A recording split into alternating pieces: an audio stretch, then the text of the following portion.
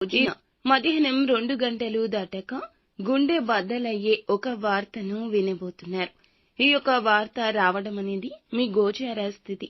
ఈ యొక్క స్థితి నుండి తప్పించుకోలేరు. అయితే ఏం జరగబోతుంది, ఎటువంటి ఫలితాలు మీకైతే కలగబోతున్నాయి తదితర అన్ని వివరాలు వీడియోలో తెలుసుకుందాము. పోలేరమ్మ తల్లి జ్యోతిషాలయం. మీరు ఎక్కడెక్కడో జ్యోతిష్యం చెప్పించుకొని నిరాశ చెంది ఉన్నారా? అయితే ఒక్కసారి గురువు గారికి ఫోన్ కాల్ చేయండి. దూర ప్రాంతాల్లో ఉన్న వారికి ఒక్క ఫోన్ ద్వారా వెంటనే పరిష్కారం చెప్పబడును. మీ ముఖము, ఫోటో, చేయి, పేరు, వయస్సు, గోత్రం వాట్సాప్ చేయండి. ప్రేమ, పెళ్లి, ఉద్యోగం, రాజకీయం, విదేశీ ప్రయాణం, ధనం నిలకడ లేకపోవడం, భార్యాభర్తల మధ్య గొడవలు, ఆస్తి తగాదాలు, అప్పుల బాధలు, స్త్రీ పురుషులకు పర్సనల్ గా ఎలాంటి సమస్యలున్నా పరిష్కారం చూపబడును. గురూజీ రామరాజు గారు. Phone number 9701875831. వీడియో నచ్చితే తప్పకుండా ఒక చిన్న లైక్ అయితే చేసి మమ్మల్ని సపోర్ట్ చేయండి. ఇక ఆలస్యం లేకుండా వీడియోలోకి వచ్చేద్దాము. ఈ రోజున మధ్యాహ్నం 2 గంటలు తరువాత మీకు కొంచెం ఆత్మస్థైర్యం అవసరమయ్యే సంఘటన ఎదురవుతుందని గ్రహ పరిస్థితులు సూచన. ముఖ్యంగా రవి, చంద్రుల వద్ద స్థితులు కుదరక మీరు ఎక్కువగా నమ్ముకున్న వ్యక్తి లేదా ఏదైనా సంబంధంలో ఊహించని విషయం బయటపడుతుంది. అది కుటుంబ సంబంధిత కావచ్చు, స్నేహితుడి విషయంలో కావచ్చు, ప్రేమ సంబంధమైన కావచ్చు.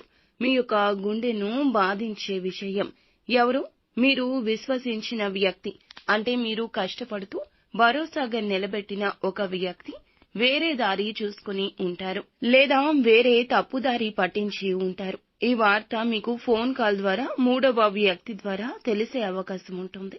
కొంతమంది రాశి వారికి ఇది ఇంట్లో జరుగుతుంది, ఇంకొంతమందికి బయట జరుగుతుంది. ఈ రాశి వారికి శని ప్రస్తుతం అష్టమంలో సంచరిస్తున్నందువల్ల కొన్ని కర్మల ఫలితాలు ముందే ఎదురవుతాయి. ఇది చెడు కాదు, అసలు నిజాన్ని తెలుసుకోవడానికి ఒక అవకాశం. నిజాన్ని తెలుసుకుని ముందుకు ఎలా పోవాలో నిర్ణయించుకోవడానికి ఈ సంఘటన ఉపయోగపడుతుంది. మొదట శాంతంగా ఉండండి. హుటాహుటిన ఎలాంటి నిర్ణయం తీసుకోవద్దు. ఆవేశంతో మాట్లాడుతూ సమస్యలు మరింత తెచ్చుకోవద్దు.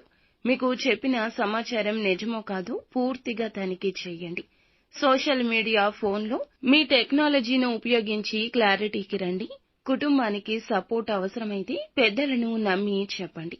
మీరు ఒక్కరే ఇబ్బంది పడకుండా మౌనం వీడి లోపలి బాధను బయటపెట్టండి. ఈ యొక్క వార్త పెద్ద షాక్ ఇచ్చినా దీనివల్ల జీవితం ఆగిపోదు. మీరు బలమైన వ్యక్తి. ఆర్థికంగా, వ్యక్తిగతంగా నష్టం జరగకూడదు. ఆరోగ్యాన్ని కూడా గమనించండి. మీ గుండె బద్దలయ్యే ఈ వార్త భారం పెరగకుండా భగవంతునికి దగ్గరగా ఉంటూ భగవంతుని అనుగ్రహం కోసం ప్రయత్నించండి. ఈ దశ తాత్కాలికమే.